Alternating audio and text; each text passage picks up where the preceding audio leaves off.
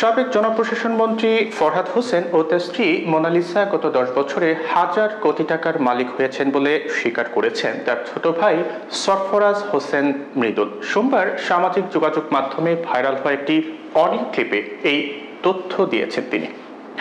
এ সময় online casino সম্রাজ্ঞী হিসেবে আখ্যায়িত করেছেন মন্ত্রী পত্নী মোনালিসা হোসেনকে। মন্ত্রী দম্পতি গত 10 বছরে মেহেরপুরের অনলাইন ক্যাসিনো থেকে শুরু করে এমন কোনো খাত নেই যেখানে দুর্নীতি করেননি, আর এ সকল কর্মকাণ্ড করে তারা বিপুল সম্পদের মালিক হয়েছেন।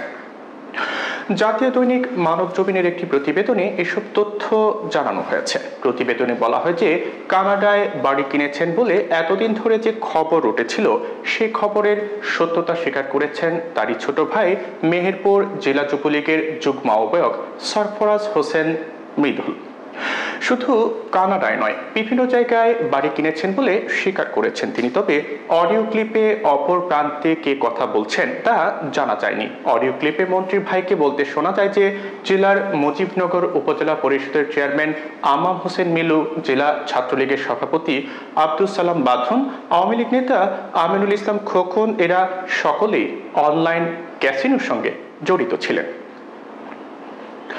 প্রতিবেদনে বলা হয় যে মন্ত্রী দম্পতির সুপারিশে অনলাইন জুয়ার মূল হোতারা সবসময় আইন শৃঙ্খলা বাহিনী থেকে ধরাছোঁয়ার বাইরে থেকে যায়। আওয়ামী লীগের নেতাকর্মীরা বলছেন যে পরিবারের সদস্য, স্বজন এবং ঘনিষ্ঠজনদের দলীয় বিভিন্ন পদে বসিয়েছেন সাবেক জনপ্রশাসন মন্ত্রী ফরহাদ হোসেন। তাদের অনেককে জনপ্রতিনিধিও বানিয়েছেন তিনি। তাদের দিয়ে জেলার ঠিকাদারি নিয়ন্ত্রণ করতেন তিনি। বিপরীতে কোন ঠাসা করেছেন দলের ত্যাগী নেতাদের। সাবেক মন্ত্রী ফরহাদ হোসেনের বাবা ছহিউদ্দিন বিশ্বাস ছিলেন মেহেরপুর জেলা আওয়ামী লীগের সভাপতি। তবে সংসদ সদস্য হওয়ার আগ পর্যন্ত দলে কোনো পদ ছিল না ফরহাদের। এলাকায় সজ্জন হিসেবেই পরিচিত ছিলেন তিনি। প্রতিবেদনে বলা হয় যে 2004 সালে আওয়ামী লীগের সাবেক সাধারণ সম্পাদক সৈয়দ আশরাফুল ইসলামের চাচাতো বোন সৈয়দা মোনালিসা ইসলামকে বিয়ে করেন ফরহাদ। 2014 সালে মেহেরপুর 1 আসনের এমপি হওয়ার পর 2015 সালের অক্টোবরে সরাসরি জেলা আওয়ামী লীগের সভাপতি বনে যান। সবশেষ 2022 সালেও দলের সম্মেলনে তিনি একই পদ পান। 2018 সালে নির্বাচনের পর আওয়ামী লীগ সরকারের জনপ্রশাসন প্রতিমন্ত্রীর দায়িত্ব পান ফরহাদ হোসেন। সবশেষ 2024 সালে তৃতীয়বারের মতো এমপি হয়ে একই মন্ত্রণালয়ের পূর্ণমন্ত্রীর দায়িত্ব পান তিনি।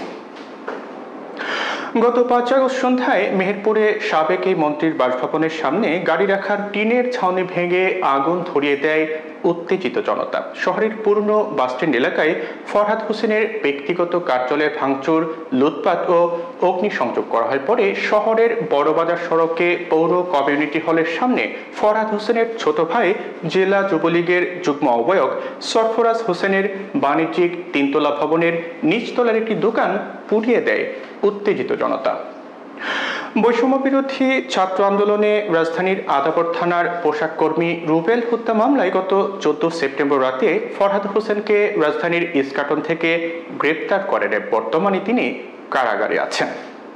অডিও ক্লিপে জেলা বিএনপি সভাপতি মাসুদ অরুণের বিরুদ্ধে কোটি কোটি টাকা নেওয়ার অভিযোগ প্রসঙ্গে জানতে চাওয়া হলে মানবজমিনকে তিনি বলেন, এর আগেও গুজব তোলা হয়েছিল, এখনো গুজব তোলা হচ্ছে। তিনি বলেন, অডিওতে কোনো একজন কাউকে অভিযুক্ত করলে সে অভিযুক্ত হয়ে গেল না, বিষয়টি যাচাই বাছাই করার আহ্বান জানান তিনি।